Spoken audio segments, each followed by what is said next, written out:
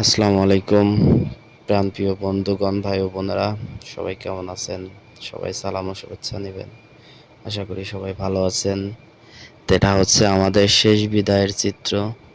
ঠিক আছে, শেষ বিদায়ের চিত্র। যেভাবে আমাদের শেষ বিদায় জানানো হয় পৃথিবীর বুক থেকে।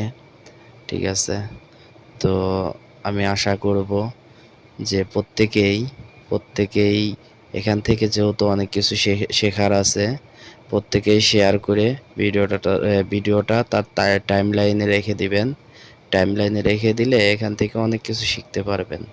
ঠিক আছে, এই জন্যই তো একটা ইসলামী সঙ্গীত আছে, কোরআন শিখাও ছেলে মেয়েকে ওহে মুসলমান।